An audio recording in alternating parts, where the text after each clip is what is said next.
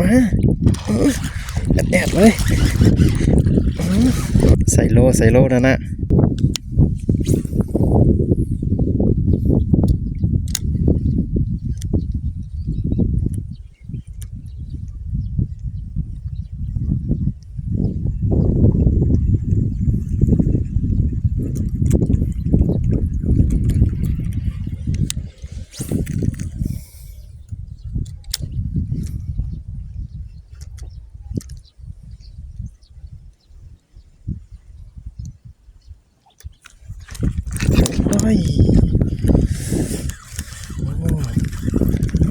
กัดปล่อยก่อนเว้ย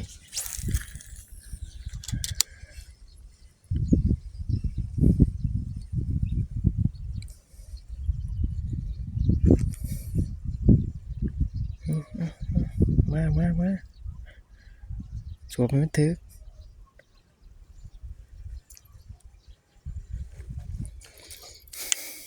สวมโมเมนต์แต่ว่า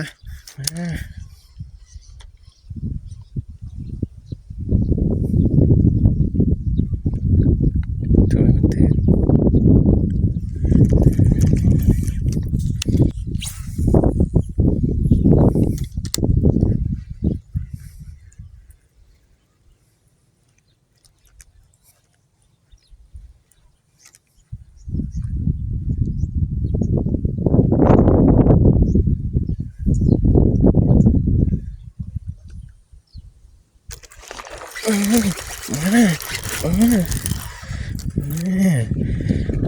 เรียบร้อยหลังจากสวมลายเถื่อลาย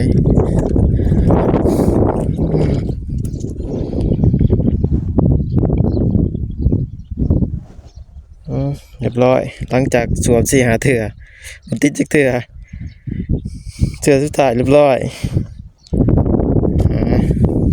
ประมาณ3 ขีด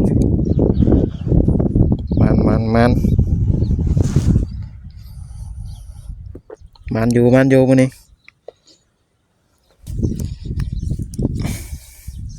แต้มที่2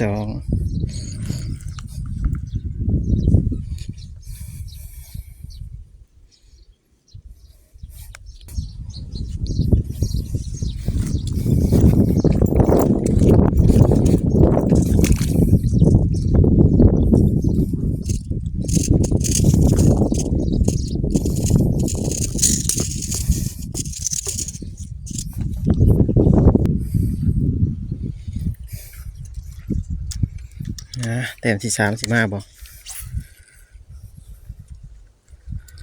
สวม4 หาเถื่อเรียบร้อยสูงไกลๆเลย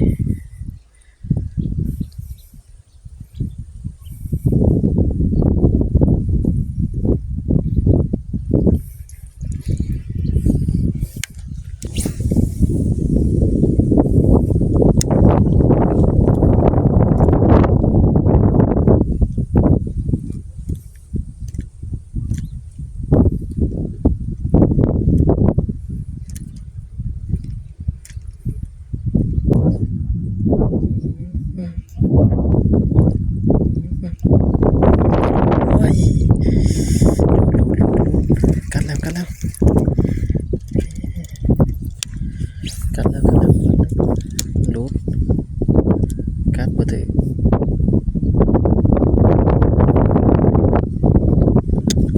ปล่อยสายโดนเกินไป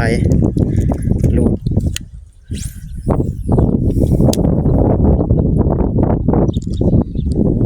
ก็เนี่ย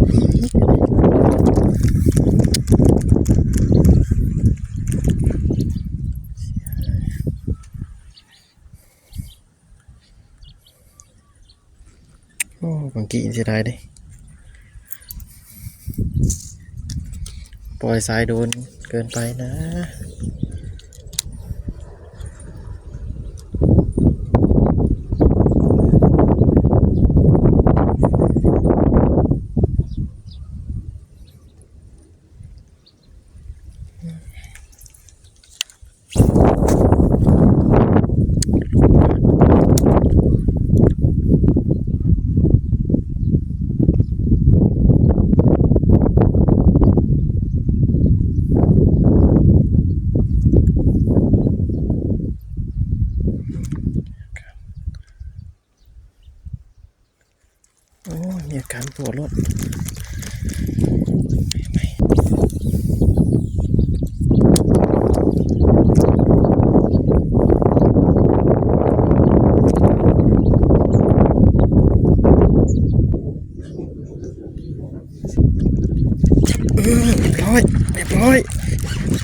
มา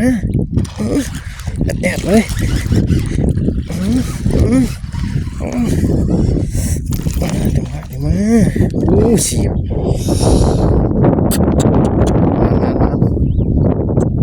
ใส่โล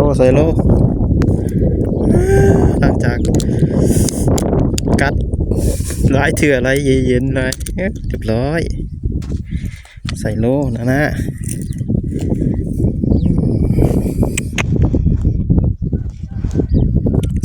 ใส่โลนะเรียบร้อยจะไปไหนกับกบยางแต่ง